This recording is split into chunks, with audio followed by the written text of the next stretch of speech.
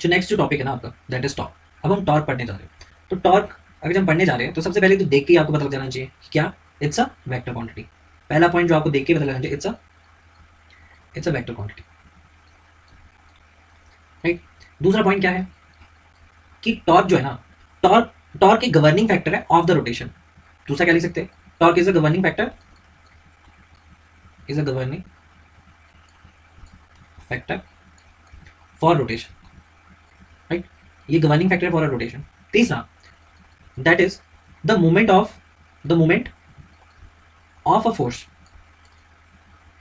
Is known as torque.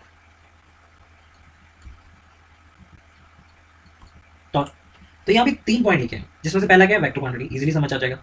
Torque क्या है, एक गवर्निंग फैक्टर है फॉर द रोटेशन। और तीसरा पॉइंट क्या है, moment of a force is known as a torque. तो बेसिकली जो मोमेंट है वो तो एक जनरल वर्ड है ना, वो तो जनरल वर्ड है। जैसे कि मुझे अगर एरिया निकालना पड़ा है, तो एरिया मूवमेंट निकालना पड़े एरिया का, तो मैं क्या बोलूंगा, एरिया मूवमेंट ऑफ इनर्शिया। और अगर जो मुझे लीनियर मोमेंटम निकालना पड़े, तो मैं क्या बोलूंगा, एंगुलर मोमेंटम। तो मूवमेंट तो बच्चे एक जनरल टर्म है, पर अगर जब मैं फोर्स का मूवमेंट निकालूं, तब मैं उसको क्या बोलूंगा, तब मैं उसको टॉर्क बोलूंगा। ठीक है, इतनी सी चीज है। और दूसरा, अब टॉर्क हम पढ़ क्यों रहे, why we are studying the torque, या फिर ऐसे लिखो, why torque is required to be studied, right. तो हमने क्या किया था, हम याद करो, हमने जो फोर्स फोर्स पढ़ा था, तो हमने बोला था कि उसमें ना 3 चीजें इज वेरी इंपॉर्टेंट। पहला पहला क्या है, मैग्नीट्यूड। दूसरा, डायरेक्शन। और जो लास्ट वन है, that is the point of application, right. हमने पॉइंट ऑफ एप्लीकेशन को चेंज किया था। तो हमें को क्या पता चला, जो फोर्स का इफेक्ट है ना, फोर्स का इफेक्ट है जो ऑन बॉडी, उसके लिए हमें 3 रिक्वायरमेंट थी। पहली, द मैग्नीट्यूड। दूसरी, the direction. And the third is point of application. तो आपको मैंने बोला था कि ये भी 5 न्यूटन है, ये भी 5 न्यूटन है, ठीक है। इसका मैग्नीट्यूड भी सेम है, इसकी डायरेक्शन भी सेम है, पर पॉइंट ऑफ एप्लीकेशन इसका क्या है, डिफरेंट है। जिसकी वजह से जो फोर्स का इफेक्ट है, इस फोर्स का इफेक्ट है इस बॉडी पे कुछ अलग होगा, और इस बॉडी पे कुछ और अलग होगा। तो यहाँ पे जो डिफरेंस आया था ना, ये चीज जो डिफरेंस आया था, वो पता क्या था, वो था torque, effect of same. Alright, तो मैंने यहाँ तक बता दिया आपको कि जो डिफरेंस था, हम जब इफेक्ट निकालते हैं, तो हमारे को, हम जब फोर्स का इफेक्ट निकालते हैं ना किसी भी बॉडी पे, मतलब ये 2 बॉडी है, तो हमने क्या डिफरेंस पाया कि टॉर्क इज द डिफरेंस, जिसकी वजह से क्या आ रहा है, जो इफेक्ट आ रहा है ऑन अ बॉडी, वो डिफरेंट आ जाएगा। तो मैथमेटिकली अगर जब मैं इसको रिप्रेजेंट करना चाहूँ, तो मैं कैसे रिप्रेजेंट करूंगा इसको मैथमेटिकली। मैथमेटिकली अगर मुझे रिप्रेजेंट करना पड़े ना टॉर्क को, तो मैं लिखूंगा torque is equals to R vector into cross cross product of F vector, जिसको आप क्या लिख सकते हैं, R into F sine theta and the direction is N cap. लिख सकते हैं कि नहीं ऐसे। अगर ये मुझे मैग्नीट्यूड की फॉर्म में दिखाना पड़े इसको, तो मैग्नीट्यूड की डायरेक्शन में कैसे बता सकता हूँ मैं, कि torque R F sine theta is equal to, या फिर आप इस तरह से भी लिख सकते हैं F R sine theta, right. Magnitude की फॉर्म में हम इस तरह से इसको रिप्रेजेंट कर सकते हैं। तो चलो हम टॉर्क को ना एक एग्जाम्पल से समझते हैं। जैसे कि हम इस एग्जाम्पल से समझते हैं कि यहाँ पे जो आर लिखा है या एफ लिखा है, वो बेसिकली क्या मतलब है, राइट। अगर जब हमारे को टॉर्क ही निकालना है, तो हम मानते हैं कि एक रिजिड बॉडी है, ठीक है। मान लो this is a rigid body, कोई भी डायग्राम हो सकता है इसका ना, this is a rigid body, और एक फोर्स है, ठीक है। किसी पार्टिकल, ये पार्टिकल है, इस पार्टिकल पे लगेगा क्या, फोर्स। इस पे लग रहा है क्या, force vector, force vector F, ठीक है, राइट। और इसकी लाइन ऑफ एक्शन कहाँ है, इसकी लाइन ऑफ एक्शन अगर जो मैं इसको एक्सटेंड करूं, तो ये क्या हो जाएगी इसकी, ये हो जाएगी लाइन ऑफ एक्शन। आप स्केल से बनाना बिल्कुल सीधे, ये इसकी लाइन ऑफ एक्शन है। दूसरा, अब मुझे बोला है कि इस फोर्स का, ये जो फोर्स है, इस रेफरेंस पॉइंट पे मुझे टॉर्क बताओ। तो हमने टॉर्क पढ़ा गया, टॉर्क क्या होता है, टॉर्क क्या होता है, मूवमेंट ऑफ फोर्स। तो बेसिकली मुझे क्या निकालना है, मूवमेंट निकालना है फोर्स का। तो मूवमेंट के लिए हम क्या करते हैं, मतलब मैं तुम्हें रफ वर्क में बता रहा हूँ, बाकी फिर इसकी मैं डेरिवेशन में बताऊंगा। तो मूवमेंट क्या होता है, हम जब मूवमेंट लेते हैं किसी भी पॉइंट के अबाउट, तो हम क्या बोलते हैं, एक परपेंडिकुलर डिस्टेंस, जो भी इसकी परपेंडिकुलर डिस्टेंस है 2, फॉर एग्जाम्पल 2, तो हम इस पॉइंट के अबाउट इसका मूवमेंट कैसे लेंगे, एफ वेक्टर इंटू 2। लिखते कि नहीं, लिखते कि नहीं ऐसे, आप बताओ मुझे। हम किसी भी, अगर हमें टॉर्क निकालना है, तो हम ऐसे लिखते हैं ना, F into the perpendicular distance from the origin, ये क्या है, reference point, this is a reference point. तो सिमिलरली इसी तरह हम ऐसा लिखते हैं, आपको मूवमेंट लेना आना चाहिए, वैसे सोम सोम में इस्तेमाल होगा बहुत ज़्यादा। तो हम मोमेंट कैसे लेते हैं, इस तरह से लेते हैं कि ये जो फोर्स है उसकी लाइन ऑफ एक्शन पे एक परपेंडिकुलर डिस्टेंस है, उसके साथ मल्टीप्लाई कर दोगे तो हमारे को टॉर्क में मिल जाएगा। अब इसी चीज को मैं अगर जो तुम्हें बोलूं कि मैंने ये पहले ही लिख दिया था, तो पहले कैसे लिख दिया था, यहाँ पे ना कुछ चीजें मैंने डिफाइन नहीं की है। जैसे कि यहाँ पे जो एफ है वो क्या, वो है एक फोर्स वेक्टर। एफ क्या है, ये एक फोर्स वेक्टर है,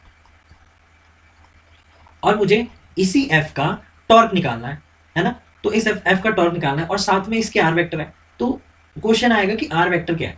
तो आर वेक्टर है, यहाँ पे मैं लिख देता हूं कि आर वेक्टर क्या है, it's a position vector, it's a position vector. अभी मैं जो जो लिख रहा हूं ना उसको फिर मैं एक्सप्लेन करूंगा। Position vector of any point, ध्यान से पढ़ो, position vector of any point on the line of action of force with respect to reference point. तो क्या है, आर जो है ये पोजीशन वेक्टर है। पोजीशन वेक्टर माने पोजीशन वेक्टर मतलब वो पोजीशन बता रहा है वेक्टर की। पोजीशन वेक्टर माने पोजीशन बता रही है वेक्टर की। जैसे कि अभी मैं तुमको ये बताता हूं, इसको यहां पे डिफाइन करके बताता हूं कि मान लो कि एनी पॉइंट, क्या लिखा है मैंने, आप डेफिनेशन देखो क्या लिखा है, आर वेक्टर वो एक एनी पॉइंट है, कोई भी पॉइंट हो सकता है इस पूरी लाइन ऑफ एक्शन पे। इसका क्या नाम है, it's a line of action. इस लाइन ऑफ एक्शन पे कहीं पे भी किसी भी पॉइंट पे एक पोजीशन वेक्टर है, मान लो यहां पे है वो पोजीशन वेक्टर, ठीक है। तो जो इसकी ये वाली डिस्टेंस होगी इसको क्या मैं बोल सकता हूं, इसको मैं बोल सकता हूं आर वेक्टर, है कि नहीं। तो आर वेक्टर क्या हो गया, it's a position vector on the line of a action. ध्यान से पढ़ो definition, on the line of action of force with respect to reference point. तो आपको पता लग गया कि आर वेक्टर क्या है यहाँ पे। yes. दूसरा, अब जो मैंने ऊपर मैग्नीट्यूड बताया था ना आपको, मैंने मैग्नीट्यूड में क्या लिखा था यहाँ पे, एफ, इस वाले को देखो ध्यान से ना, यहाँ पे क्या लिखा है, एफ आर साइन थीटा। अब मुझे कोई भी बच्चा ये भी बता सकता है कि थीटा क्या होता है। थीटा होता है दो वेक्टर के बीच का एंगल, राइट। ये होता है ना सिंपल भाषा में, दो वेक्टर के बीच का एंगल, और वो जो एंगल होगा वो मिनिमम होगा। तो यहाँ पे दो वेक्टर कौन कौन से मुझे बताओ, एक तो एफ है, दूसरा कौन सा है, ये वाला है ना। है तो ये यूनिट है, तो ये पोजीशन वेक्टर ही ना, वेक्टर ही है ना ये। तो ये दोनों क्या है, converging, minimum angle either converging और डाइवर्जिंग, था कि नहीं। तो ये दोनों यहाँ पे क्या हो रहे, कन्वर्ज हो रहे। तो मतलब इनका जो मिनिमम एंगल है वो ये होगा, तो मैं इसको थीटा लिख सकता हूँ, राइट। तो आर का थीटा के साथ, यानी ये आर का अगर जब मैं यहाँ को लूंगा, यहाँ का आर का कॉम्पोनेंट इस डायरेक्शन क्या होगा, कॉस थीटा। और अगर जब मैं परपेंडिकुलर डिस्टेंस लूँ, अगर जब मैं रेफरेंस से एक परपेंडिकुलर खींचूं on the line of action of a force, ये परपेंडिकुलर है इसके, तो ये क्या हो जाएगा, ये वाला कॉम्पोनेंट क्या हो जाएगा इसका, ये हो जाएगा आर साइन थीटा। बिल्कुल सही, आर साइन थीटा। और इसको मैं एज अ डी की तरह रिप्रेजेंट कर सकता हूँ ना, कि डी लिख सकते हैं इसको, इतना बड़ा लिखने की जरूरत नहीं है। तो ये वाली टर्म क्या हो जाएगी, ये वाली टर्म हो जाएगी एफ इंटू डी, होगी नहीं, क्योंकि आर क्या है, चेंज जाएगा इसमें डी में। तो इसको हम कैसे लिख सकते हैं, इसको यहाँ से थीटा हटा देता हूँ ना, थीटा तो सबको पता ही है क्या है, कितनी बार तो हमने लिख दिया है।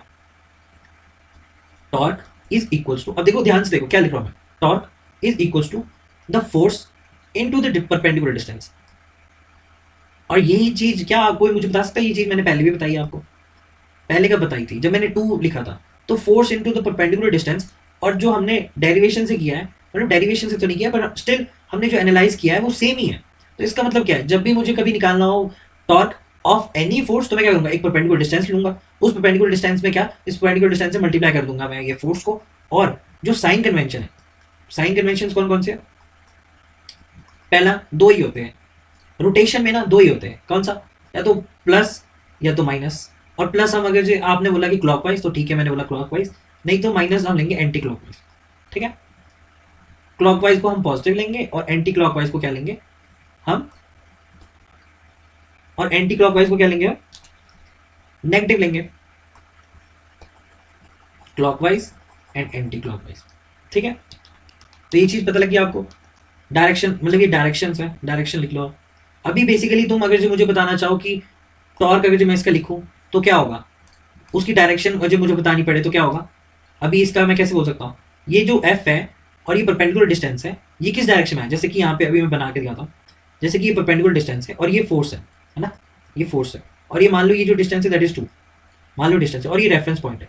तो ये किस डायरेक्शन को मूव कर रही है, किस डायरेक्शन को मूव कर रही है, ये क्लॉकवाइज डायरेक्शन में मूव कर रही है। तो मैं कैसे लिख सकता हूँ, torque is equals two plus F into 2, लिख सकता हूँ कि नहीं, राइट। तो ये इसका एग्जांपल हो गया क्लॉकवाइज और एंटी क्लॉकवाइज। और इसी तरह आपको टॉर्क फाइंड आउट करना है किसी भी रेफरेंस पॉइंट पे। अगर जब मुझे किसी फोर्स का निकालना है तो मैं कैसे निकालूंगा, बस मल्टीप्लाई बाय द डिस्टेंस, ठीक है, इजी हो गया आपके लिए टॉर्क निकालना।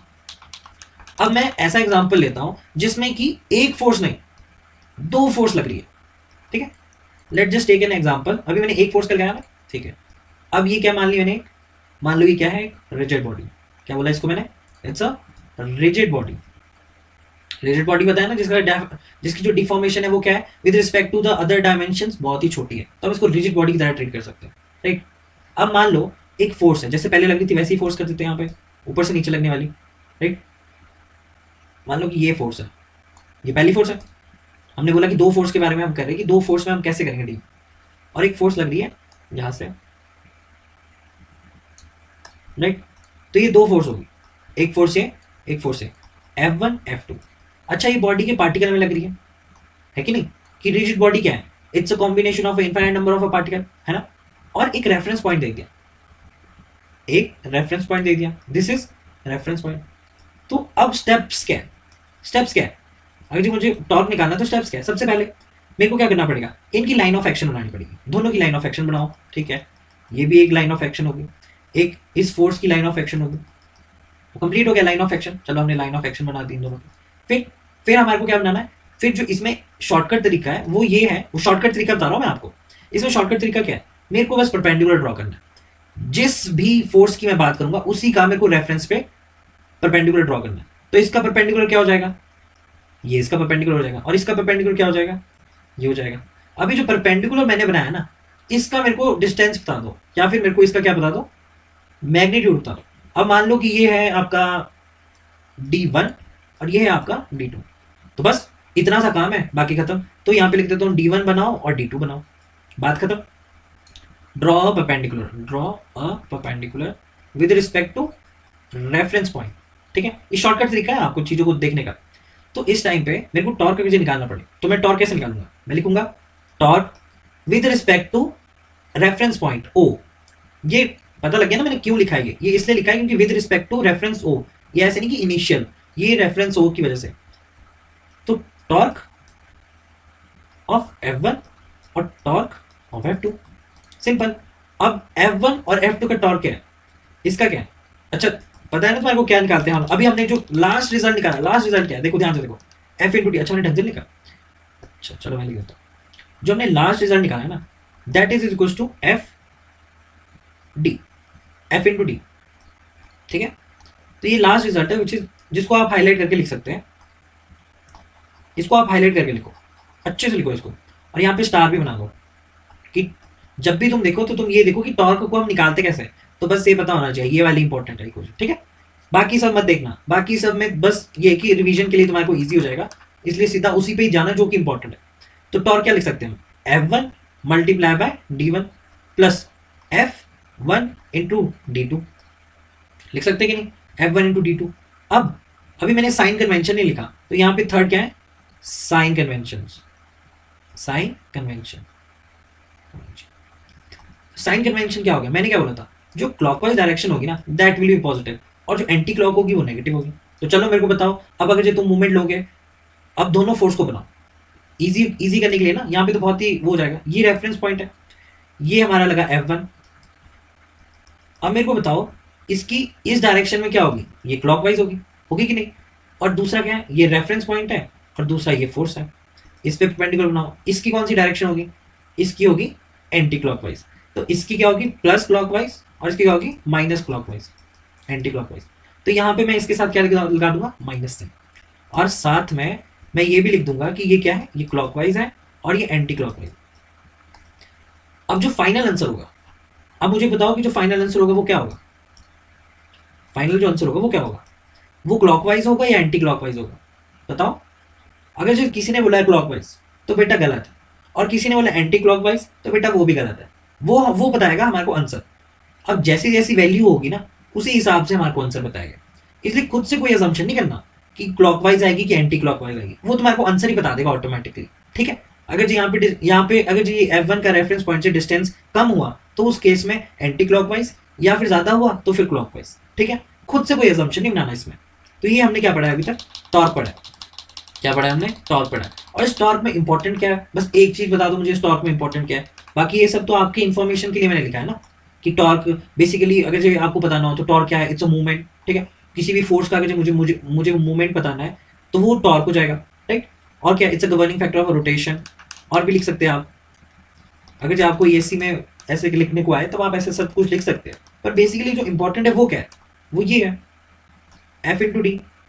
राइट, ये इंपॉर्टेंट इक्वेशन कि जो टॉर्क है हमें कैसे निकालना है। एक फोर्स आ गई, दो फोर्स आ गई, चाहे 100 फोर्स आ गई, उसमें निकालने के लिए भी तुम्हारे को यहाँ पे बता दिया, और खुद से कोई असम्पशन नहीं लेना। तो दिस इज अ टॉर्क।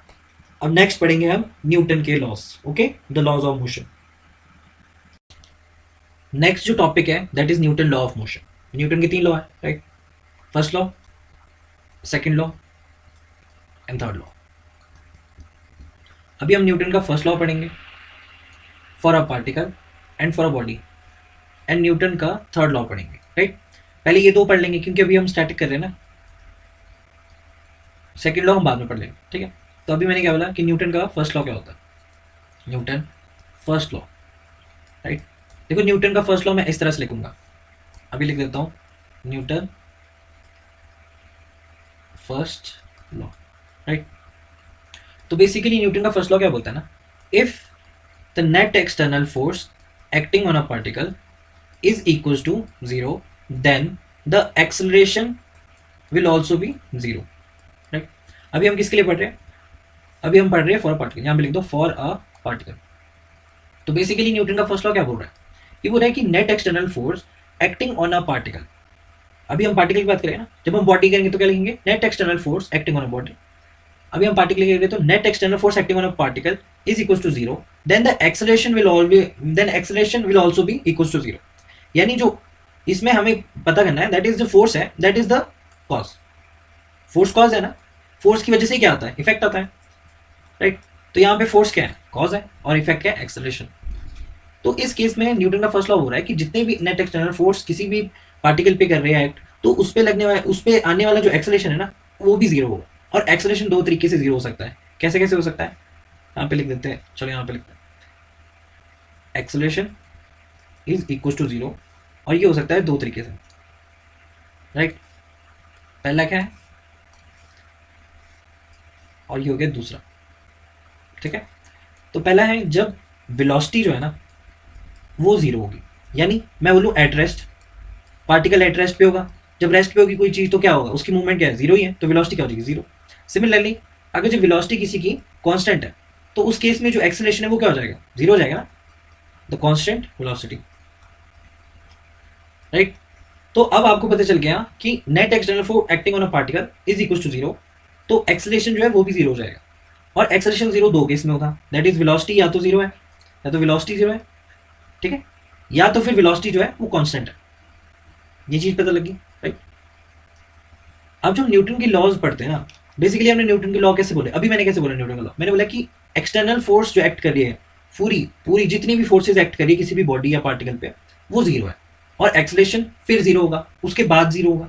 पर हम जब यूज करते हैं ना न्यूटन के सेकंड लॉ, या फिर न्यूटन के फर्स्ट लॉ, या फिर न्यूटन के थर्ड लॉ, तो हम उनको यूज पता है किस तरह करते हैं, हम करते हैं, हम बोलते हैं कि if acceleration is 0, then net F external force acting on a body will also be equal to 0।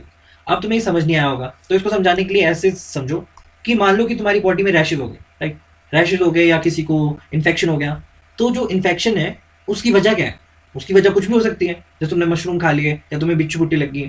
Right, तो ये सब क्या है, कॉज है। पर सबसे पहले तो तुम्हें क्या दिखता है, इफेक्ट दिखता है ना, इफेक्ट दिखता है ना इन रियल लाइफ, कि हाँ मुझे रैशेज हो गए या फिर मुझे इन्फेक्शन हो गया। तो हमें जब भी हम किसी सिस्टम की बात करते हैं ना, मान लो अभी समझाने के लिए मैं एक सिस्टम लेता हूँ, for example this is a mass of m। ठीक है, ये मास m है, तो इसका वेट क्या करेगा, डाउनवर्ड डायरेक्शन में एक्ट करेगा, और इस पे क्या लगेगा, normal reaction, that is an, है ना। मान लो पी फोर्स मैंने यहाँ पे लगा दिया, तो इस पी फोर्स का अभी ये इसका जो मूवमेंट है, अभी ये जो एक्सेलरेशन है इसमें वो 0 है, इस पूरे सिस्टम का एक्सेलरेशन 0 है। तो यहाँ पे क्या हो जाएगा एफ स्टैटिक, ठीक है। तो इस पूरे सिस्टम में हमें यही पता चला है अभी कि जो एक्सेलरेशन है ना वो जीरो है। तो हमें सबसे पहले क्या दिखा, हमें दिखा इफेक्ट, कॉज तो फोर्स है ना, और कॉज क्या होगा, फिर हम अगर इसको अप्लाई करना चाहेंगे तो हम बोलेंगे कि अच्छा अगर ये सारे एक्सेलरेशन का जीरो है तो हम यहाँ पे न्यूटन का फर्स्ट लॉ लगा सकते हैं, तब हम उस कंक्लूजन में आएंगे कि हम न्यूटन का फर्स्ट लॉ लगा सकते हैं, राइट। अब सिमिलरली इसी तरीके से हम पार्टिकल के लिए पढ़ा है, अभी हम पढ़ेंगे किसके लिए, फॉर अ बॉडी, और फॉर बॉडी के लिए भी सेम ही है, for a body, for a body Newton का फर्स्ट लॉ क्या बोलता है कि net F external force acting on a body is equal to zero, then acceleration is equal to zero. But यहाँ पे कैच है, यहाँ पे कैच क्या है, सेंटर ऑफ मास। अभी मैंने पढ़ाया नहीं सेंटर ऑफ मास वगैरह, पर ये समझ लो कि ये जो सिस्टम है ना, for example this is system, इस सिस्टम पे लगे हुए फोर्स यानी बॉडी है, ठीक है, इस सिस्टम पे जो लगे हुए फोर्स है ना, हम जब इनकी सारे एफ एक्सटर्नल यानी इस पे लगे वाले फोर्स, जैसे यहाँ पे लग गया इसका वेट, ठीक है, यहाँ पे लग गया नॉर्मल, इन सब का जो इफेक्ट है वो हमें दिखेगा इसके सेंटर ऑफ मास पे आने वाले पार्टिकल का, ठीक है। इसके सेंटर ऑफ मास पे आने वाले पार्टिकल की बात करेंगे, और हम ना बाकी किसी और की हम बात नहीं कर सकते, हम सिर्फ और सिर्फ इसी पार्टिकल के एक्सेलरेशन को भी देखेंगे, इसी पार्टिकल की वेलोसिटी को भी देखेंगे, और इसी पार्टिकल के डिस्प्लेसमेंट को भी देखेंगे। हम ना और किसी पार्टिकल के बारे में बात नहीं करेंगे जब हम बॉडी की बात करेंगे।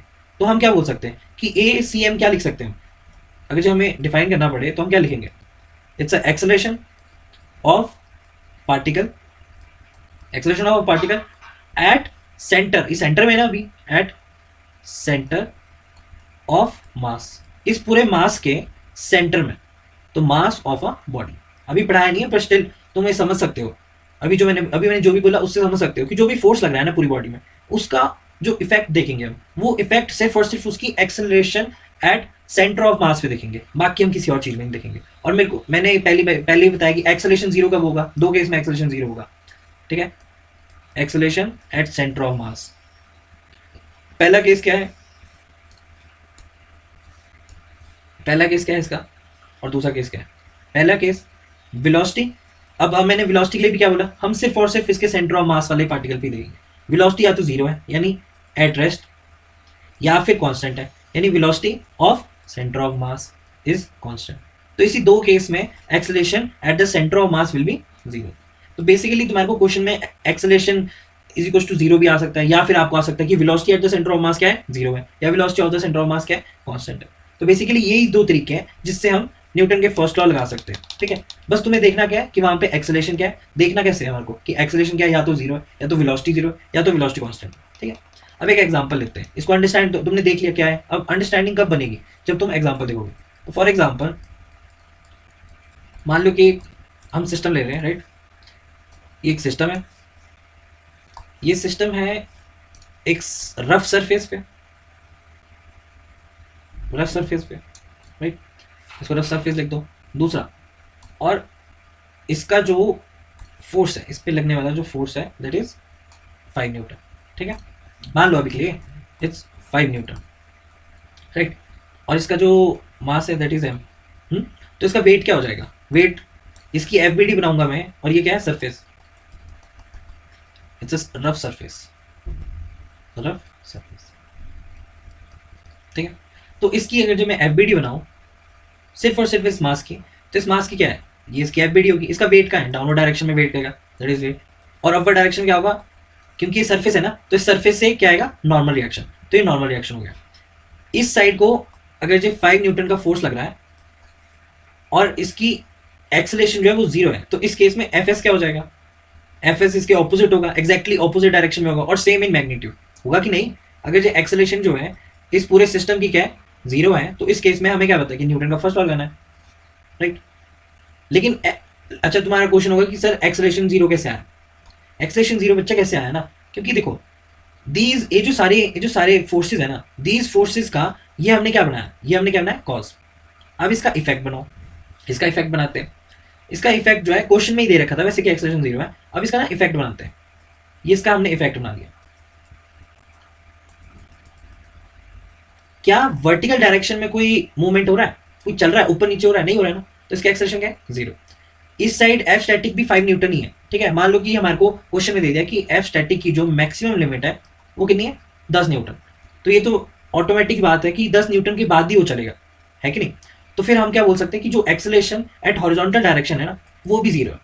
तो ये क्या हो गया, कॉज एफ बी डी, और ये क्या हो गया, इफेक्ट। ये दोनों साथ में बनाने हैं आपको, ठीक है। और इसका वेट क्या हो जाएगा, इसका वेट एम है ना, तो यहाँ पे क्या लिख सकते हैं, M into the G, right. तो इस केस में हमारे को क्या पता है कि we can apply the Newton first law, applying Newton first law. Newton का फर्स्ट लॉ लगाएंगे तो क्या बोलेंगे कि एक्सेलेरेशन जो है वो जीरो है। तो हम इस केस में क्या बोल सकते हैं कि फॉर एग्जाम्पल एक्सेलेरेशन अपवर्ड और डाउनवर्ड, तो हम ऐसे लिख सकते हैं N minus W is equal to zero, लिख सकते हैं कि नहीं। दूसरा क्या लिख सकते हैं, F S minus 5 newton is equal to zero, लिख सकते हैं। यहाँ इसको और सॉल्व करेंगे तो क्या होगा, N is equal to W और W is equal to M G, और एफ स्टैटिक क्या हो जाएगा, that is equal to 5 newton, ठीक है। तो ये कैसे पता चला हमारे को, तो इस तरह से हम इसको यूज कर सकते हैं कि न्यूटन का फर्स्ट लॉ, हमें अगर ये पता है कि एक्सेलेरेशन जो है किसी भी डायरेक्शन में, मान लो इसकी वर्टिकल डायरेक्शन में जीरो है, हॉरिजॉन्टल डायरेक्शन में जीरो है, ठीक है, तो हम बोल सकते हैं कि हम न्यूटन का फर्स्ट लॉ लगा सकते हैं। इसका मतलब क्या है, इसका मतलब है कि जो न्यूटन की लॉ है ना, न्यूटन लॉ, ठीक है, न्यूटन के जितने भी लॉ है ना वो ना डायरेक्शनल लॉ होते हैं, डायरेक्शनल लॉ। इसका मतलब हम किसी भी डायरेक्शन में लगा सकते हैं, मतलब एक पर्टिकुलर डायरेक्शन में can be applied in particular direction,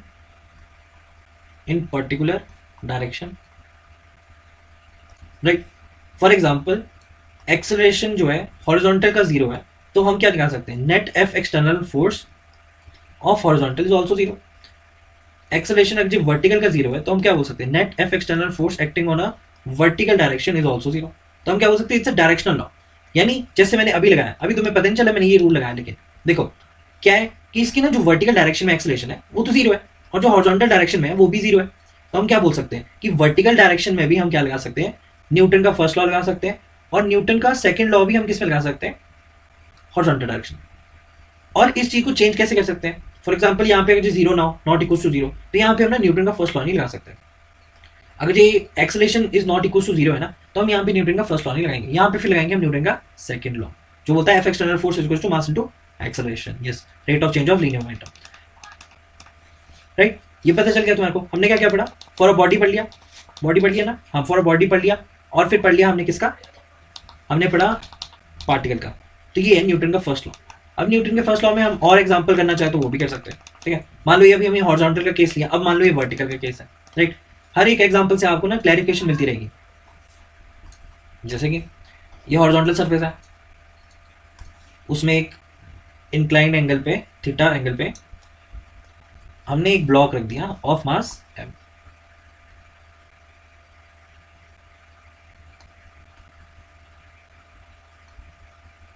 चलो इसको छोड़ो, ये इसका एफबीडी बनाएंगे तब, ठीक है। हमने क्या कर दिया, हमने एक मास रख दिया इसके ऊपर, इंक्लाइन एंगल पे मास है, राइट।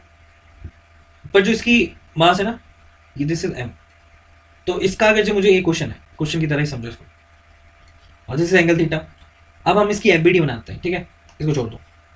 हमने इसकी एफबीडी बनाई, एफबीडी में क्या पता है हमारे को, एक नॉर्मल रिएक्शन आएगा ड्यू टू द सरफेस। इस रफ सरफेस की वजह से क्या आएगा,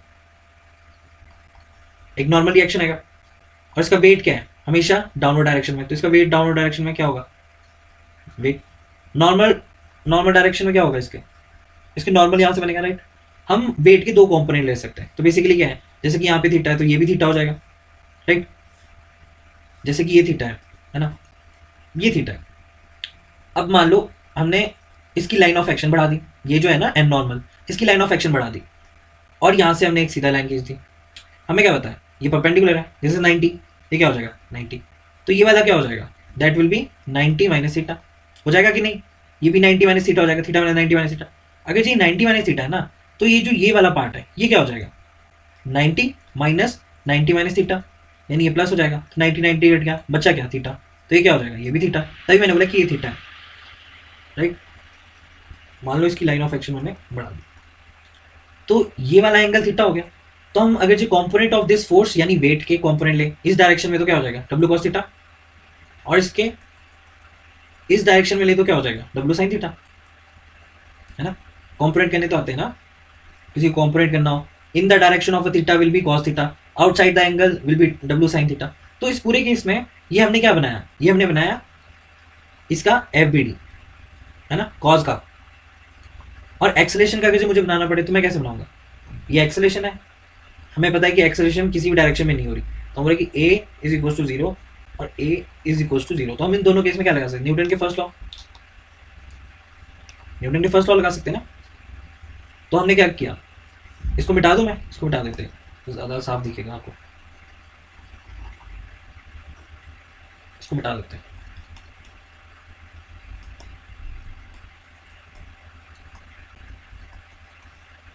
right, this is effect, cause and effect. तो हम क्या लगा सकते हैं न्यूटन के लॉ, हम क्या बोल सकते हैं, एन न्यूटन फर्स्ट लॉ कि एन जो है that is equal to W cos theta and W cos theta, right. और क्या लिख सकते हैं, एक स्टैटिक भी फोर्स आएगा यहाँ पे, राइट, जैसे हमने पहले बनाया था। तो हम क्या बोल सकते हैं, F S is equal to W sine theta. लिख सकते कि नहीं, कि मुझे और लिखना पड़ेगा इसमें कि N minus W cos theta is equal to zero, फिर F S minus W sine theta is equal to zero. तो बेसिकली हमने जैसे ऊपर किया वैसे ही हमने इधर किया, बस हमने इसमें डिफरेंस क्या है, इसमें बस कॉम्पोनेंट आ गया, सिंपल सी चीज़ है, एक्सेलेरेशन तो जीरो था ही दोनों साइड में। तो ये था न्यूटन का फर्स्ट लॉ, ठीक है। अब न्यूटन का थर्ड लॉ पढ़ते हैं। फर्स्ट लॉ समझ आ गया ना सारा क्या बोला मैंने, कि न्यूटन के फर्स्ट लॉ में क्या है, F external force acting on a particular direction is equal to zero, then the acceleration of that direction will also be zero. और एक्सेलरेशन दो तरीके से जीरो हो सकती है, या तो वेलोसिटी जीरो होगी या फिर वेलोसिटी कांस्टेंट, और क्वेश्चनों में भी ऐसे आएगा। और इन दो एग्जांपल से आप ये समझ सकते हैं कि किस तरह से कंपोनेंट वर्क कर सकते हैं और हम यूज कैसे कर सकते हैं न्यूटन के फर्स्ट लॉ। अब पढ़ने जा रहे हैं न्यूटन का थर्ड लॉ, राइट, न्यूटन का थर्ड लॉ। तो न्यूटन का थर्ड लॉ क्या बोलता है, क्या बोलता है न्यूटन का थर्ड लॉ, कि every action there is an equal and opposite reaction, right. इसको मैं अभी एग्जांपल से आपको अच्छे से समझाऊंगा, पर अभी लिख लेते हैं कुछ इसके साथ। This law is also defined for a particle and body both, right. हमने क्या बोला कि न्यूटन, मैंने पहले ही बता दिया था कि न्यूटन के जितने भी लॉज है ना वो किसी पार्टिकल के लिए भी लग सकते हैं और किसी बॉडी के लिए भी लग सकते हैं, राइट। अगर जब मैं बोलूँ कि ये पार्टिकल ए है और ये पार्टिकल बी है, तो ए ने पार्टिकल बी पे मान लो हमला कर दिया, ठीक है, जैसे ये फोर्स है, जैसे फोर्स ए बी, तो इसका जो ये क्या है, एक्शन। बेसिकली एक्शन क्या होता है, जो पहले आ गया वो एक्शन हो गया और जो बाद में आ गया वो रिएक्शन हो गया। तो इसका इक्वल एंड ऑपोजिट रिएक्शन आएगा, that is F B A, right. तो ये चीज़ तो आपको पता लगी, तो आपको आपको एक्शन और रिएक्शन के बारे में तो पता लग गया। लेकिन आप ऐसे लिख सकते हैं एक्शन एंड रिएक्शन फोर्सेस को आप लिख सकते हैं। मैंने अभी क्या बोला, जितनी ये फोर्स, जितनी एफ ए बी है ना, उतनी same F B A but in opposite direction, यानी इनका जो मैग्नीट्यूड है ना वो सेम है, मैग्नीट्यूड क्या हो जाएगा, सेम हो जाएगा, बट जो डायरेक्शन है ना वो ऑपोजिट हो जाएगी। दूसरा, जो दीज आर कोलिनियर, ये फोर्सेस क्या है, कोलिनियर है। इस लाइन ऑफ एक्शन पे ही उल्टा क्या लगा, रिएक्शन। फॉर एग्जांपल तुम पंच करो हवा पे तो तुम्हें कोई फर्क नहीं पता चलेगा, तुम्हारा एक्शन था पर there is no reaction over there, ठीक है। पर अगर वही पंच तुम किसी वॉल पे मारोगे तो तुम्हारे को पता है कि तुम्हारे को ना सेम डायरेक्शन पे, मतलब सेम डायरेक्शन में नहीं, सेम मैग्नीट्यूड में बट इन ऑपोजिट डायरेक्शन में तुम्हारे को एक इफेक्ट पता चलेगा। और वो क्या है, जैसे कि यहाँ पे एफ बी डी के लिए, वैसे हम इसको वर्ड्स में लिखना चाहते हैं, कैसे लिख सकते हैं कि सेम इन मैग्नीट्यूड, जैसे कि यहाँ पे बताया कि सेम मैग्नीट्यूड है, और opposite in direction, opposite in direction लिख सकते हैं ऐसा कि same in magnitude but opposite in direction. फिर बोलेंगे same in nature, same in nature and collinear in action. यानी कोई भी फोर्स है ना, उस फोर्स का, मान लो ये फोर्स है, मान लो किसी बॉडी पे लगी फोर्स, ठीक है। कोलिनियर का मतलब बता रहा हूं मैं, ये बॉडी है, ये दूसरी बॉडी है, मान लो इस पे ना फोर्स लगी है इस डायरेक्शन में, that is F A B, इस पार्टिकल पे लगी होगी ये फोर्स, तो जो इसके ऑपोजिट आएगा ना वो भी सेम ही आएगा, दैट इज एफ बी ए। और इसका अगर जो मैं लाइन ऑफ एक्शन बनाऊंगा ना, तो इसी लाइन ऑफ एक्शन पे लाई करेगा इसका रिएक्शन, इसी लाइन ऑफ एक्शन पे, ये लाइन ऑफ एक्शन है ना, इसी लाइन ऑफ एक्शन पे इसका जो रिएक्शन है ना वो भी सेम ही लाइन पे होगा। तो ऐसा बोल सकते हैं कि हम collinear in action, same in nature. देखो दोनों सेम इन नेचर में, मैग्नीट्यूड क्या इन दोनों का सेम है, मान लो ये 5 था तो ये भी क्या हो जाएगा 5, but opposite in direction, right. ये अभी किसका है, पुश का। अगर जब मैं पुल करूंगा तो, अगर जब मैं पुल करूंगा तो तब भी वो ऐसे होगा, वो ऑपोजिट इन डायरेक्शन होगा हमेशा, ठीक है। तो ये था हमारा न्यूटन का थर्ड लॉ। अब इसको ना हम एग्जाम्पल से, बेसिकली ना न्यूटन के थर्ड लॉ को ना हम कभी भी इक्वेशन बनाने के लिए यूज नहीं करते, इसका यूज करते हैं हम एफबीडी में जितनी भी कॉम्प्लिकेशन है ना उनको ईजी करने के लिए। जैसे कि मान लो ये कोई मास है, ठीक है, ये किसी रफ सरफेस पे है, न्यूटन के लॉ किस लिए यूज होता है, न्यूटन का थर्ड लॉ,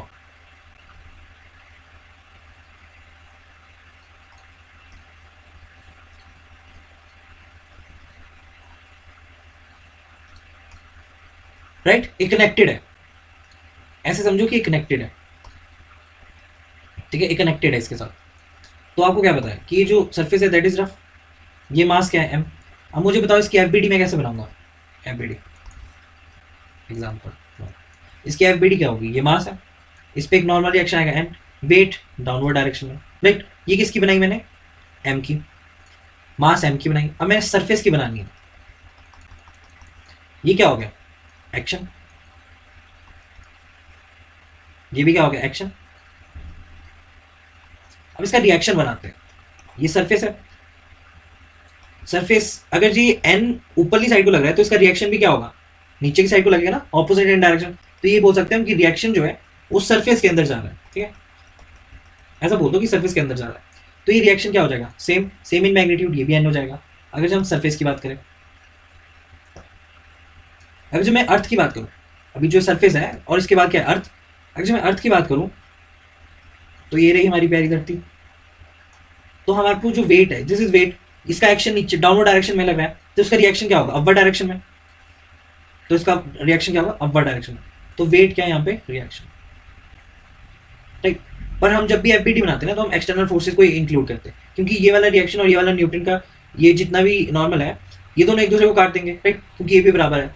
तो इस वजह से हम इंटरनल फोर्सेस नहीं बनाते, तो हम इस अर्थ और सरफेस को हम नहीं ज्यादा बनाते। बट ये समझाने के लिए कि every action there is an equal and opposite reaction, every action there is equal and opposite reaction. तो ऐसा मत सोचना कि हमने ये बना दिया, इनका एक्शन तो ये है पर रिएक्शन का है, रिएक्शन भी तो ड्रॉ करना था, पर हम कई बार उनको ड्रॉ नहीं करते एफबीडी। सिमिलरली अब मैं थोड़ा डिफिकल्ट वाला करता हूँ ताकि ईज हो जाए ना तो आपको। फॉर एग्जाम्पल ये एक मास m है, ठीक है, और इसके ऊपर एक और ब्लॉक रखा है, इसी ब्लॉक के ऊपर एक और ब्लॉक रखा है,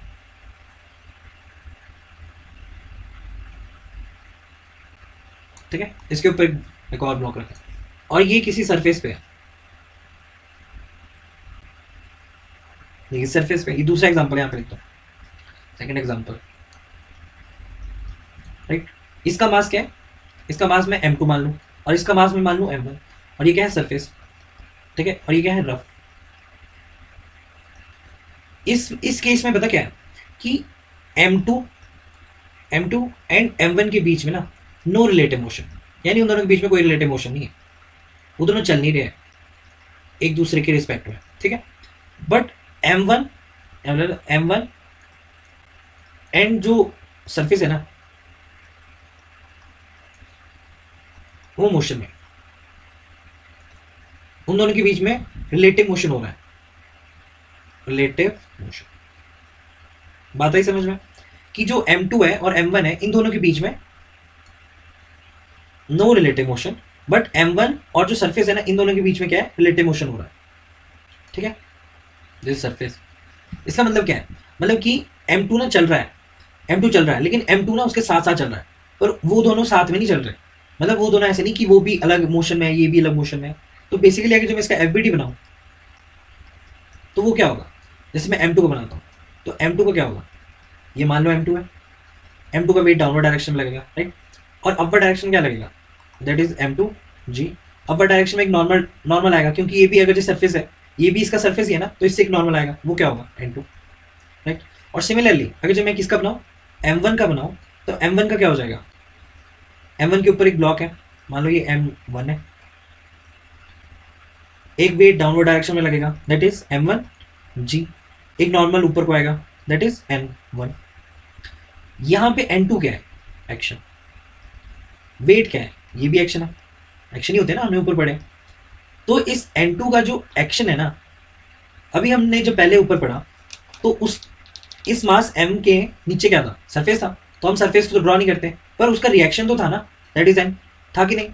तो जिस बच्चे ने न्यूटन का थर्ड लॉ नहीं पढ़ा होगा उसे ये भी नहीं पता चलेगा कि एक N2 अगर जो यहाँ पे उसका एक्शन आ रहा है तो उसका रिएक्शन भी तो आएगा, तो जो इसका रिएक्शन है ना वो यहाँ पे आएगा, दैट इज द रिएक्शन।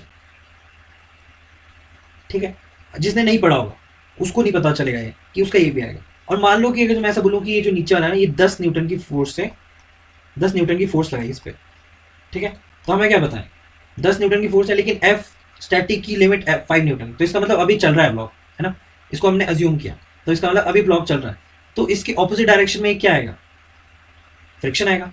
कौन सा फ्रिक्शन होगा, वो काइनेटिक फ्रिक्शन होगा, यस वो काइनेटिक फ्रिक्शन होगा, वो भी सेम ही होगा, काइनेटिक फ्रिक्शन भी होगा। तो हम यहाँ पे क्या बना सकते हैं, M1 पे बना सकते हैं हम एक kinetic friction that is Fk, right. पर हम जब बात करते हैं किसी मास की M की, तो हम क्या बोलते हैं कि अगर ये चल रहा है, अगर ये नहीं चल रहा है तो इस केस में F स्टैटिक आता है, राइट। तो इसको अगर मैं उल्टा कर दूं तो मैं कैसे बनाऊंगा, लाइक दिस, तो यहाँ पे क्या आ गया, F स्टैटिक आ गया, और यहाँ पे क्या है P। तो वही केस है, इस M1 के ऊपर ना एक ब्लॉक है, और वो ब्लॉक है ना वो मूव नहीं कर रहा है, M2 इज नॉट मूविंग, तो इस केस में यहाँ पे क्या आ जाएगा, F स्टैटिक आ जाएगा, फ्रिक्शनल फोर्स आ जाएगा, वो भी स्टैटिक में, राइट। और ये क्या होगा, ये होगा एक्शन, होगा कि नहीं एक्शन। और इसका रिएक्शन कहाँ होगा, इसका रिएक्शन होगा M2 पे, यहाँ पे F static, that will be the reaction.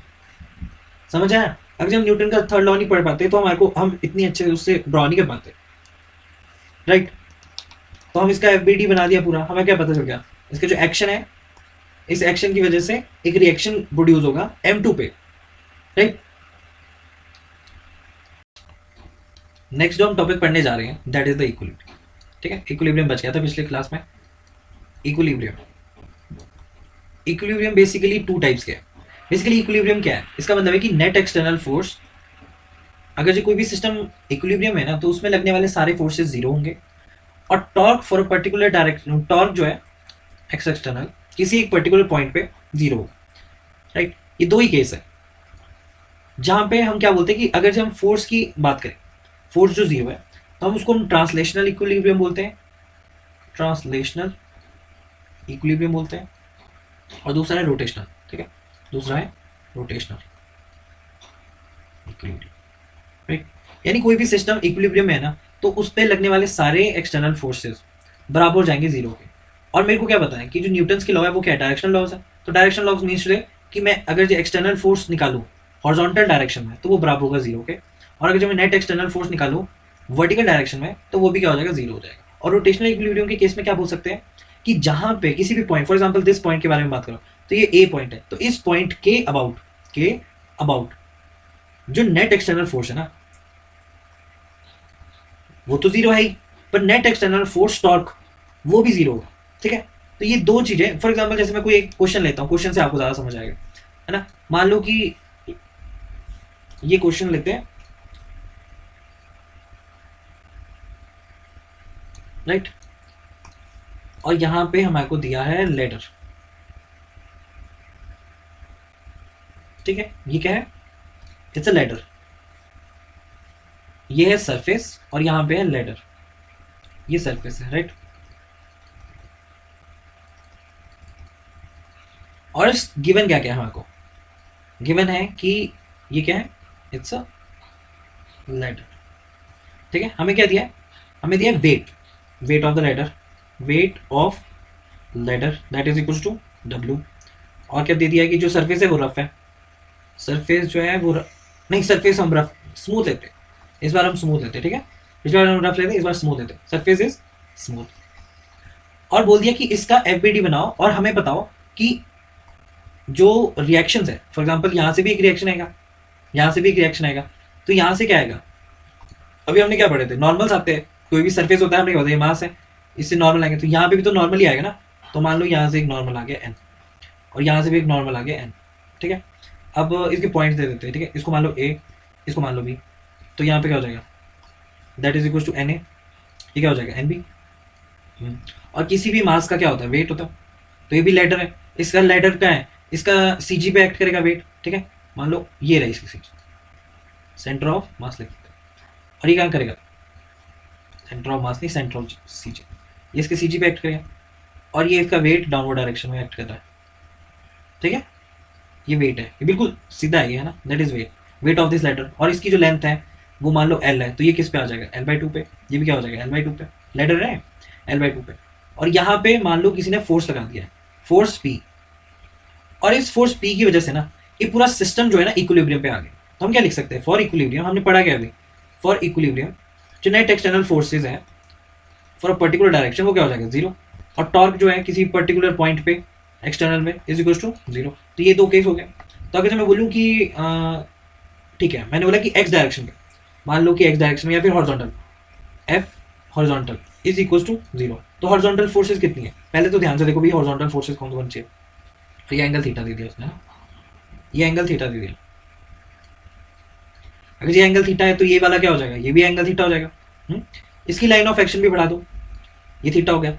अगर जी W L theta cos theta हो जाएगा, लेकिन ये वाला क्या हो जाएगा, ये वाला इसका कॉम्पोनेंट, अच्छा इसका कॉम्पोनेंट तो होगा नहीं, ये थीटा क्या होगा, एक तो ये हो गया, एक इसका कॉम्पोनेंट ये हो जाएगा, दो होंगे ना डब्ल्यू के, एक ये होगा एक ये होगा, पर ये तो हॉरिजॉन्टल है नहीं ये सब। तो हम क्या करेंगे, डब्ल्यू ये एल बाई टू का निकाल दे, अगर हम L by two cos theta हो जाएगा, और ये हो जाएगा साइन थीटा, राइट। समझ आ रहा है ना क्या बोल रहा हूँ, कि एल बाई टू का जब मैं कॉम्पोनेंट लूंगा, जैसे कि एल बाई टू है, ठीक है, ये एल बाई टू है, तो ये क्या है, थीटा है।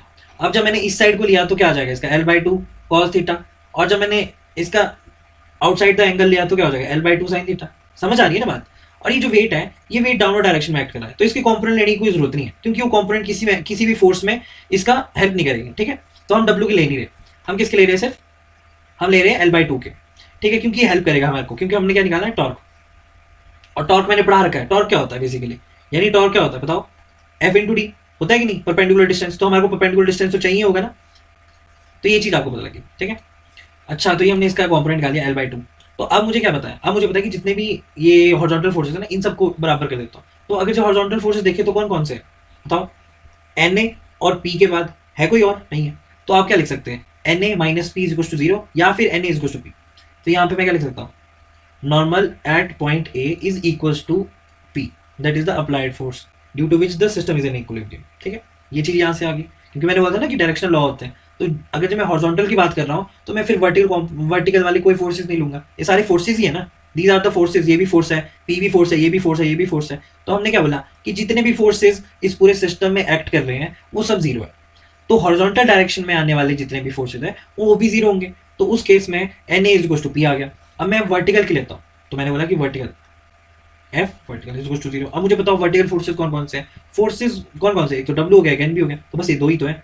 तो हम लिख सकते क्या कि N B is equals to W, लिख सकते कि नहीं, जैसे कि हमने बोला N B minus W is equal to zero, फिर N B is equal to B लिख सकते हैं, राइट। अब मैं बोलूँ कि टॉर्क निकालना है मुझे, किसी भी पॉइंट पे टॉर्क निकालना है, ठीक है। मान लो कि यहाँ पे ज़्यादा फोर्सेज आ रहे हैं, तो यहाँ पे मैंने टॉर्क निकालना चाहा, एट पॉइंट कौन सा पॉइंट है, बी पॉइंट, ठीक है। एट पॉइंट बी पे हम टॉर्क निकाल रहे हैं। तो अगर जो मैं बोलूँ कि हमारे को क्या चाहिए, जैसे कि हमने बोला कि ये डब्ल्यू है ना, तो ये डब्ल्यू आ गया, डाउनवर्ड डायरेक्शन में डब्ल्यू है।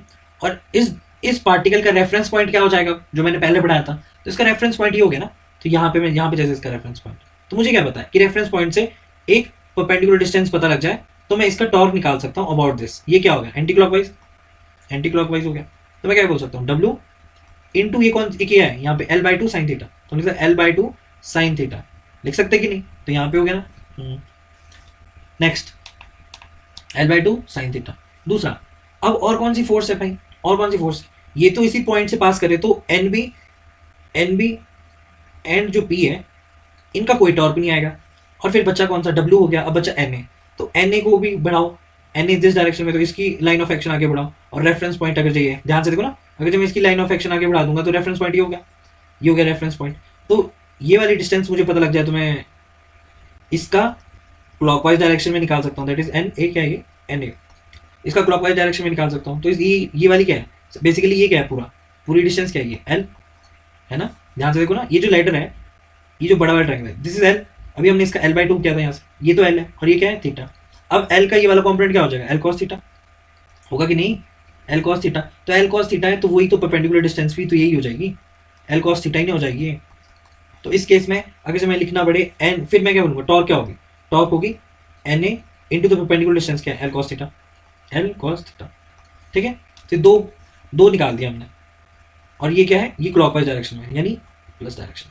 तो आप ऐसे लिख सकते हैं कि मुझे नेट एक्सटर्नल, नेट मतलब जितने भी टॉर्क लग रहे हैं उन सबका एडिशन, तो net F external torque external is equal to 0। तो इस केस में क्या है, डब्ल्यू L/2 साइन थीटा, एक प्लस का है, ये कौन सा, ये माइनस का है ना, और ये प्लस का है, तो ये दोनों बराबर हो जाएंगे, that is equal to N A L cos theta. अब कट जाएगा क्या, एल एल से कट जाएगा, और ये क्या हो जाएगा, अगर से मुझे एन ए निकालना है तो that is W/2 tan theta is equal to N A. आएगा कि नहीं ये, और N A is equal to क्या है, पी। तो अगर जब मुझे पी फोर्स निकालना पड़े कि ये सिस्टम इक्विलिब्रियम में कौन क्या फोर्स रहेगी उस टाइम पे, तो ये होगी W/2 टेन थीटा, राइट। तो इक्विलिब्रियम का इस तरह से इस्तेमाल किया जाता है कि देखो टॉर्क भी इसमें जीरो है, net external force acting on a whole body will also be zero. तो इस तरह से हम इन दोनों का इस्तेमाल करेंगे। इसलिए बोलते हैं कि सिस्टम में इक्विलिब्रियम के लिए दो कंडीशन है, दैट इज या तो ट्रांसलेशन इक्विलिब्रियम या रोटेशनल इक्विलिब्रियम, और इन दोनों का इस्तेमाल करते हैं हम तब जब क्वेश्चन में ये लिखा होता है कि system is in equilibrium, otherwise नहीं करते। यहाँ पे क्या है, सिस्टम इज इन इक्विलिब्रियम, इसलिए हम इसका इस्तेमाल कर रहे हैं, राइट। तो ये है इसका